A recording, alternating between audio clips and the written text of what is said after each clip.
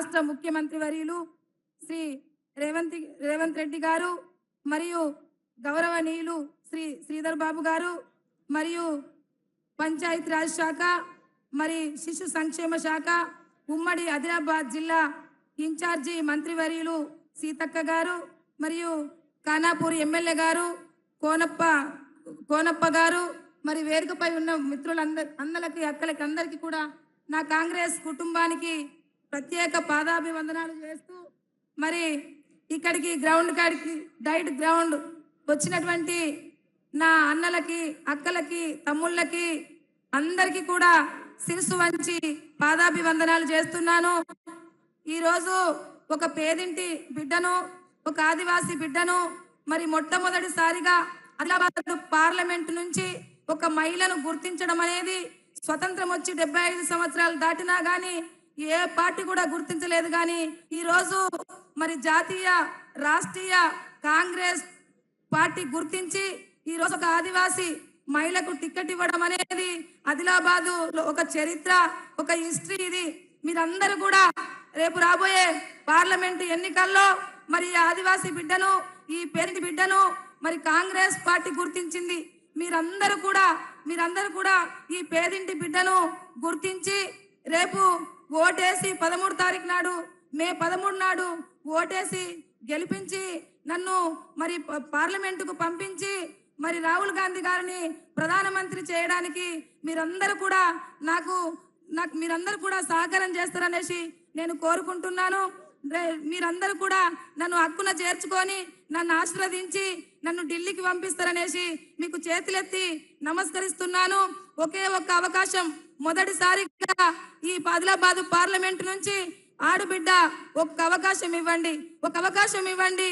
ఈ ఆడబిడ్డకి మీకెప్పుడు రుణపడి ఉంటుంది, మీ మధ్యలో ఉంటుంది, మీ సమస్యల్లో ఉంటుంది, మీ సమస్యలో భాగస్వామి అవుతుంది. కాంగ్రెస్ పార్టీ యొక్క లక్ష్యాన్ని మీ ముందుకు తీసుకొచ్చి పెడుతుంది ఈ బిడ్డ. అందుకనే కొంగు చాచి అడుగుతున్నాను, ఒక్క అవకాశం ఇవ్వండి. ఈ ఆడబిడ్డకి ఆశీర్వదించి హక్కున చేర్చుకొని మరి ప్రశ్నించే గొంతుకగా ఢిల్లీకి పంపిస్తారనేసి మీకందరికీ కూడా అన్నలకి అక్కలకి తమ్ముళ్ళకి అందరికీ కూడా చేతులెత్తి నమస్కరిస్తున్నాను. ఒక సైన్యంలా పనిచేసి రాబోయే రోజుల్లో దేశంలో కూడా మన ప్రభుత్వాన్ని ఏర్పాటు చేసుకొని రాష్ట్రం దేశం కూడా అభివృద్ధి దిశలో ప్రయాణించడానికి మీరందరూ కూడా శ్రాయశక్తుల కృషి చేస్తారనేసి మరోసారి మీకు చేతులెత్తి దండం పెడుతున్నాను. జై కాంగ్రెస్, జై కాంగ్రెస్. చేతి గుర్తుకే. మీకందరికీ కూడా ధన్యవాదాలు. Thank you. ఈ 10 సంవత్సరాలు ఆదిలాబాద్ జిల్లాకు ఏం చేసిరు? ఇవాళ ఈ జిల్లాలో ఐటీడీఏలు వచ్చిన, ఉద్యోగాలు వచ్చిన, మరి అదే విధంగా అనేక రకాల ఫండ్స్ వచ్చిన కాంగ్రెస్ తోటి వచ్చింది తప్ప ఈ బీజేపీ బీఆర్ఎస్ ఏం వేయలేదు.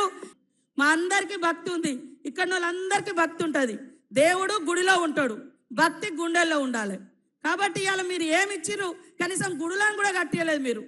కానీ ఎంతసేపు కాంగ్రెస్ను విమర్శించడమే పనిగా పెట్టుకున్నారు. ఇవాళ సుగుణ ఒక ప్రశ్నించే గొంతుక, ప్రజల మనిషి, 30 సంవత్సరాలుగా ప్రజల కష్టాలలో ప్రజల ఇబ్బందులలో తన కుటుంబం నిలబడ్డది. కాబట్టి ఈ యొక్క సుగుణ గారిని పేదింటి బిడ్డ ఉద్యోగం వదిలిపెట్టుకొని మనల్ని నమ్ముకొని వచ్చింది. తప్పకుండా ఈ జిల్లాకు నేను ఇన్ఛార్జ్ మినిస్టర్గా ఉన్నా.